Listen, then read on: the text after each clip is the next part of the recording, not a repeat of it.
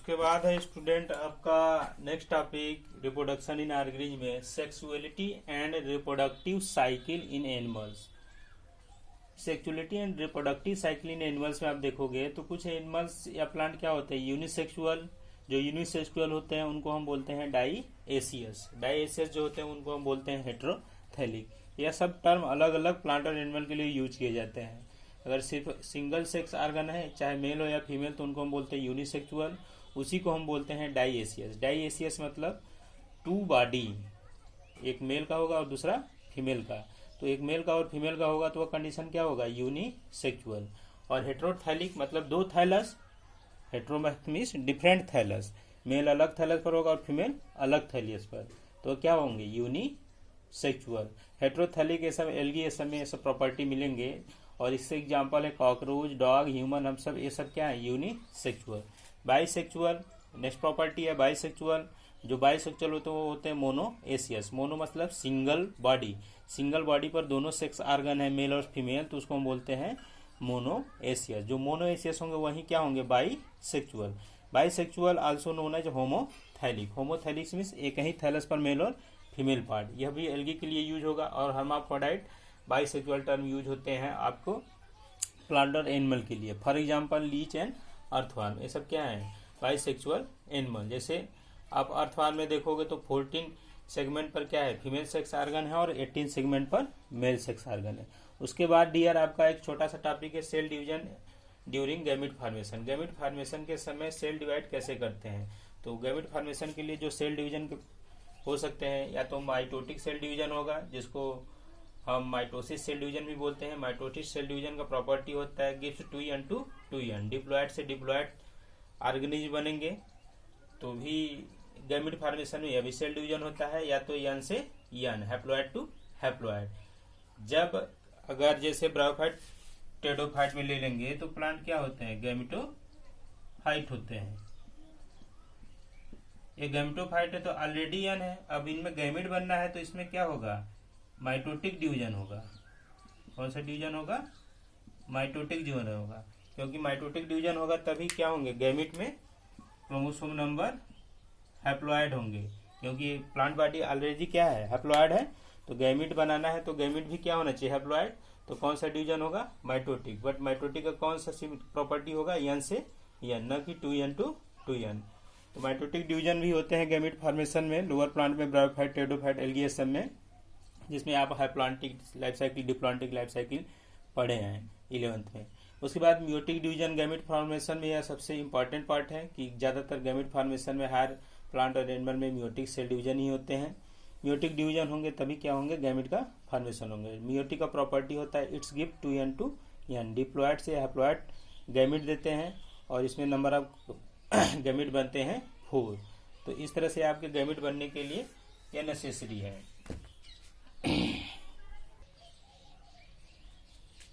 उसके बाद आपका स्टूडेंट टॉपिक है एक छोटा सा, जैसे मान लीजिए हम लोग जान गए कि सेल डिवीजन हो रहा है, तो सेल डिवीजन किस में हो रहा है, तो सेल डिवीजन किस में होंगे, मियोसाइट्स में। उन मियोसाइट्स को हम क्या बोलते हैं, ओगोनियम, स्पर्मेटोगोनियम।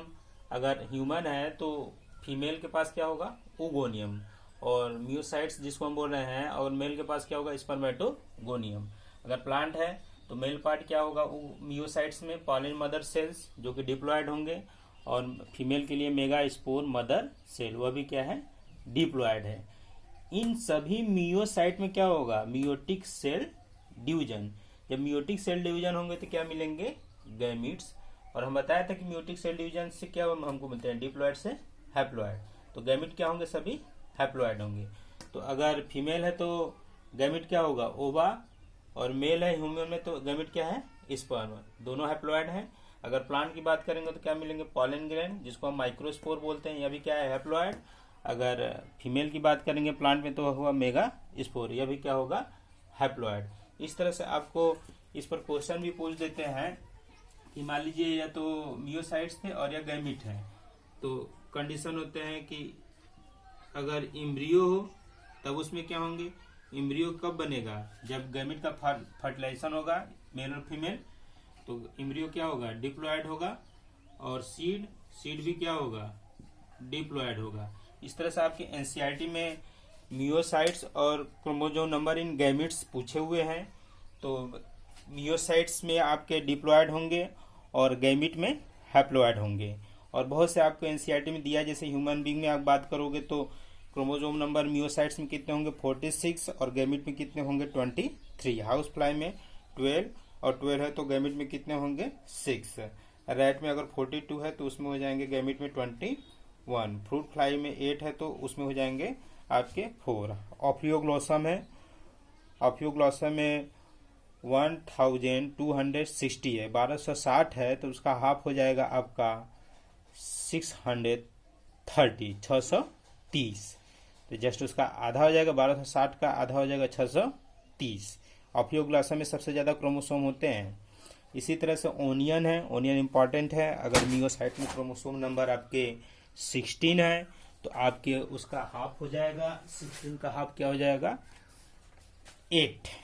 इस तरह से आप मियोसाइट और गैमिट में नंबर ऑफ क्रोमोसोम बता सकते हैं।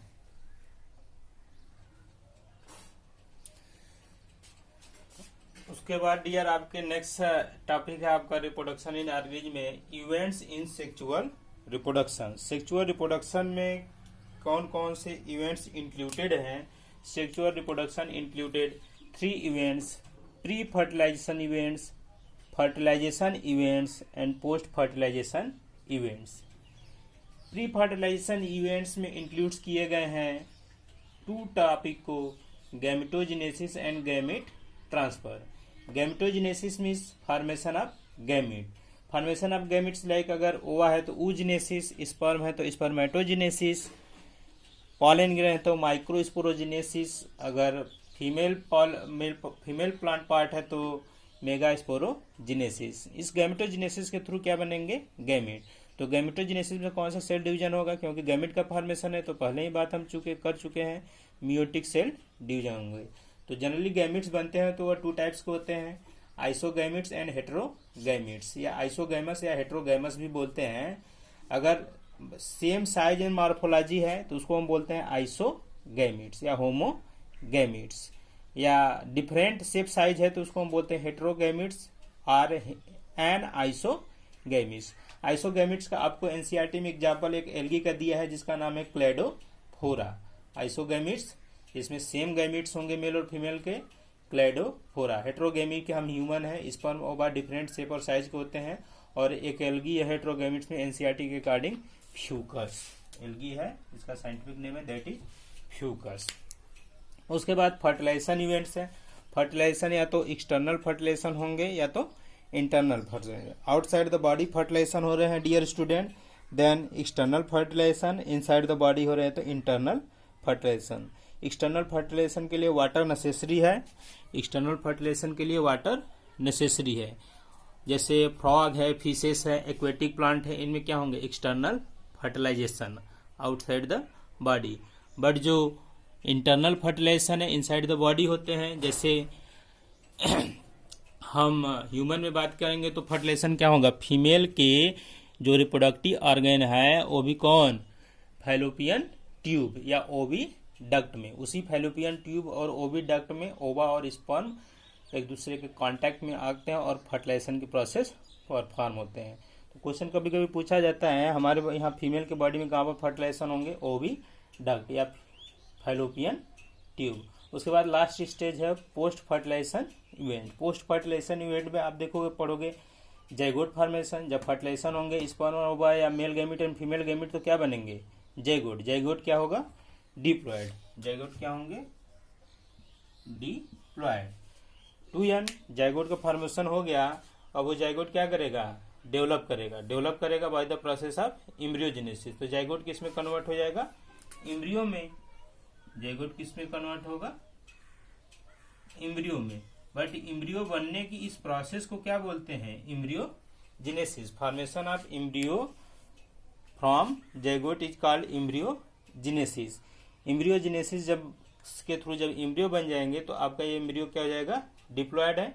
उसमें एम्ब्रियोजेनेसिस में आप देखोगे अगर ह्यूमन का एम्ब्रियो हो या किसी प्लांट का एम्ब्रियो हो तो उसमें अब क्या शुरू होगा डिफरेंशिएशन। डिफरेंशिएशन क्या है give a particular shape size and function to the cell. किसी सेल या टिश्यू को उसका एक पर्टिकुलर शेप साइज और फंक्शन देने की जो प्रोसेस है उसको हम बोलते हैं एम्ब्रियोजेनेसिस। एम्ब्रियोजेनेसिस में नंबर ऑफ सेल इंक्रीज करेंगे बाय द सेल डिवीजन। अब ध्यान दीजिएगा यहाँ पर सेल डिवीजन कौन सा होगा, माइटोटिक सेल डिवीजन। आपके एनसीईआरटी में कुछ और भी टर्म है जो कि हम समझा दे रहे हैं। ओविपायरस जो एग रिलीज करते हैं, अंडे देते हैं, ओविपायरस जो विविपायरस जो बेबी या ऑफस्प्रिंग प्रोड्यूस करते हैं, विविपायरस।